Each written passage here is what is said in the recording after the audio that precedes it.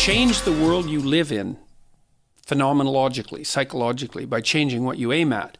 And the reason for that is that you can't see much of the world.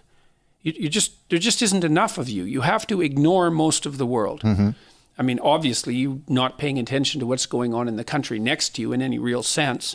So, for example, I mean, the fact that you're localized right here and right now means there's all sorts of things that you just physically can't attend to. But mm-hmm. even in the space you're in, you're basically blind to everything that isn't serving the purpose that you're aiming at. Mm-hmm. So that's worth thinking about. If you're blind to everything that isn't serving the purpose that you're aiming at, and you can't see anything good, then one potential conclusion is that you're not aiming at the right thing, because there's lots of things in the world that could manifest themselves to you. And I really mean this physically. Mm-hmm. It's a physical thing as well as a psychological thing. And so if all you see in the world is frustration, misery, cruelty, tragedy, and malevolence, and that's crushing you, then you can ask yourself, well, are you so certain that you're aiming at the right thing? Now, I'm not saying that all people suffering is a consequence of the inappropriateness of their aims. Mm-hmm. I think that's a big mistake, because there's an element of life that's sort of ineradicably arbitrary. Mm-hmm. Then that's... You mean the randomness of the universe, basically? Yeah, well, the fact that bad things happen to good people, it's basically as simple as that. Or terrible things happen to good people even. Mm-hmm. Or even that terrible things happen to bad people. There's a randomness element to it.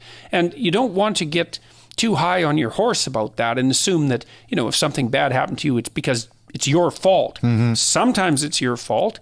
And sometimes there's something you could do to decrease the probability that will happen again. But sometimes you're just, you got hit by a bus and the bus jumped the curb, and that's just how it is.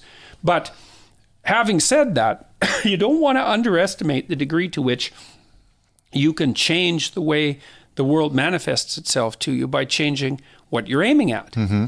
So then the question, of course, becomes, well, what should you aim at? And the first answer to that is, I should aim at something, right? Something, that's the first rule. Aiming at something is better than not aiming at something. Mm-hmm. So I wrote a fair bit about that in 12 Rules for Life too. There's a rule in there that says compare yourself to who you were yesterday instead of who someone else is today. That's something that you can aim at. Even if you don't know what's up, you might be able to think, or what direction up is, you might be able to think, well, I'm reasonably aware of some of my flaws, and not flaws necessarily by other people's reckoning, although that too, mm-hmm. but flaws by your own, that you've identified by your own internal sense of orientation, things about yourself that you're dissatisfied with that you could change. It's mm-hmm. like, well, you could start changing those, like in small ways. That turns out to be way more powerful than people think. So, and then if you do something like the future authoring program that I worked on with Michaela, you not only do you start to outline what your aims might be, but you also start to treat yourself like you're the sort of person who can have aims. And that's a real revelation for many people, because they believe consciously or implicitly that life is something that happens to you. Mm-hmm. And fair enough, there's an element of life that happens to you, but it doesn't life doesn't happen to you any more than when you're captaining a ship, the ocean takes you where it wants to go, mm-hmm. right? Sometimes the ocean takes you where it wants to go, and sometimes that's to the bottom of the ocean. But if you have a seaworthy ship and you're a decent captain, then you can make your way across the ocean, even if there's a storm.